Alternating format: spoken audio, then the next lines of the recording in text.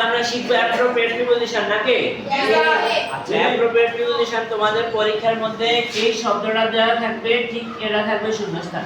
G sir. Abide, abide by, abide by, ব্রেনের মধ্যে এগুলা কি করতে হবে? আটকে দিতে হবে। অ্যাবাইডের পরে কি কি আছে?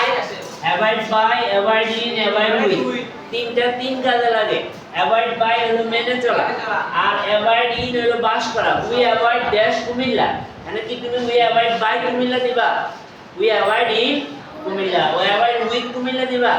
তো অ্যাভয়েড উইথ এর সঙ্গে থাকা I avoid with my parents, I avoid dash my parents, I avoid with my parents. তাহলে এই বাক্যের মধ্যে হবে অ্যাভয়েড উইথ। তারপর আসো অ্যাকর্ডিং, অ্যাকর্ডিং এর পরে কোন preposition? According to, according to. Do the work, কাজটি করো, ডু দা ওয়ার্ক কাজটি করো according dash my order, do the work according to my order. According to, according to, according to, এটা ব্রেনের মধ্যে আটকাইতে হবে। অ্যাকর্ডিং এর পরে একটা প্রিপোজিশন, এটা হলো টু, আর অন্য কোনো প্রিপোজিশন নাই। তারপরে আসো এডিক্টেড টু, এডিক্টেড টু এটা মন্দ কাজে আসক্তি। অনেকে ধূমপানে আসক্ত না? Addicted two smoking, addicted two smoking. হ্যাঁ, তারপরে আসো অ্যাফ্রেড অফ, অ্যাফ্রেড এর পরে অফ বসে, afraid of, afraid of, afraid of অনেকবার পড়বা। অ্যাফ্রেড অফ অর্থ হলো ভীত। I am afraid, I am afraid dash ghost, I am afraid of ghost, আমি ভূতকে ভয় করি। I am afraid of, I am afraid of that man, আমি ওই লোকটিকে ভয় করি। তারপরে আসো এটা কি আছে? Attraction, attraction two, attraction two হলো আসক্তি। কোনো কিছুর প্রতি আমাদের আসক্তি থাকে না, আকর্ষণ থাকে না, এটা হলো অ্যাট্রাকশন টু। ধরো কারো একজনের ধরো বার্গারের প্রতি আসক্তি আছে, তাহলে কি হবে? He has attraction two burger, attraction two burger, attraction two. তারপরে আসো অ্যাড টু, অ্যাড টু অর্থ যোগ করো। আমি বললাম যে এটার সাথে ওইটা যোগ করো, তাহলে add this to that, add this to that মানে ওইটার সাথে এটা যোগ করো। অ্যাড টু অর্থ যোগ করা। তারপর আসো অ্যাটেনশন, অ্যাটেনশন টু অর্থ মনোযোগ। আমি তোমাদেরকে বোঝাচ্ছি না, তাহলে কি বললাম? Please give attention dash my lesson, please give attention dash my lesson, তাহলে কি হবে? To my lesson. Attention to, attention two অর্থ হলো মনোযোগ। তারপরে আসো অ্যাটেনটিভ টু। তোমরা বলো স্যার আমরা সবাই মনোযোগী, তাহলে কি হবে? We all are attentive to your lesson, আমরা সবাই আপনার পড়ার প্রতি মনোযোগী। Attentive to, attention to. তারপরে আসো অ্যাফেকশন, অ্যাফেকশন, অ্যাফেকশন অর্থ পর, অ্যাফেকশনের পরে প্রিপোজিশন পর দিবে। অ্যাফেকশন অর্থ স্নেহ। প্রত্যেক বাবা মা তার সন্তানের জন্য কি আছে? স্নেহ আছে না? তাহলে কি হবে?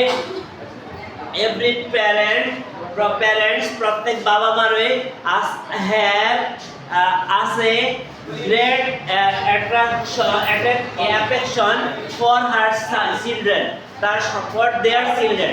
তারপরে আসো blind, blind in অর্থ হলো অন্ধ। He is blind in one eye, সে এক চোখের অন্ধ, blind in।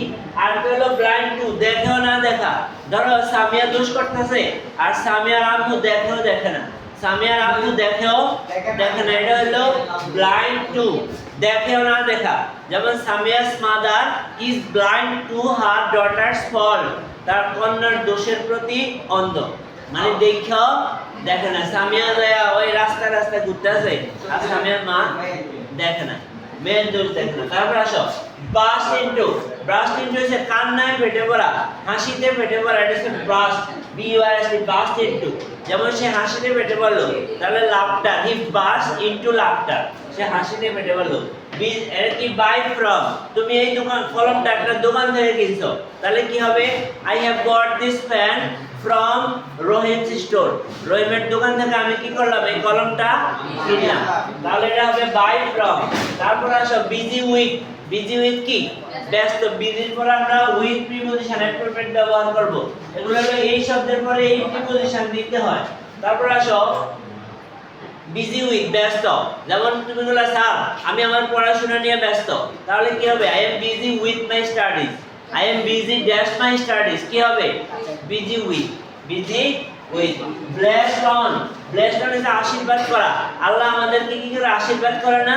আল্লাহ কি হবে? Bless on Allah blessed on us, Allah আমাদের উপর কি করেন? আশীর্বাদ করেন। আল্লাহ থার্ড পারসন সিঙ্গুলার, ভার্বের শেষে আসবে দিবে আল্লাহ ব্লেসেস, আল্লাহ ব্লেসেড অন আস, আমাদের উপরে। তারপর আসো ক্যাপাবল অফ, ক্যাপাবল করে তুমি বলে স্যার আমি ছবি আঁকতে পারি, তাহলে কি হবে? I am capable of drawing pictures, আমি ছবি আঁকাতে সক্ষম। তুমি বলে স্যার আমি লাফাইতে পারি, তাহলে কি হবে? I am capable of jumping, অথবা স্কাইপিং না, লাফালাফি করা, I am capable of jumping. তারপরে আসো কেয়ার ফর, আমি বললাম যে তোমার স্বাস্থ্যের খেয়াল রাখো, তাহলে কি হবে? Please care for your health, please care for your health, তোমার বাবা মার খেয়াল রাখবা, please care for your parents. তারপরে আসো ক্লিং টু, লেগে থাকা, ক্লিং টু, পড়াশোনার প্রতি লেগে থাকতে হবে, ক্লিং to your lessons, ক্লিং to your studies. তারপরে আসো ক্যাপাসিটি, তোমার এই কাজ করার কোনো ক্ষমতা নাই, you have no capacity for doing this, you have no capacity, ক্যাপাসিটির পরে ফর, ক্যাপাসিটি ফর অর্থ ক্ষমতা। তারপরে আসো কমন টু, এটা সবার জন্যই সাধারণ, it is common to all, it is common to all. তাহলে এইভাবে অ্যাপ্রোপ্রিয়েট প্রিপোজিশন কিন্তু মুখস্থ করতে হবে। হ্যাঁ, তুমি আগে যে প্রিপোজিশন নরমাল প্রিপোজিশন শিখছো ওইগুলো এখানে কিছুটা কাজে লাগাতে পারো। যেমন আল্লাহ আমাদের উপরে আশীর্বাদ করে, তাহলে উপরে ইংলিশ কি অন না?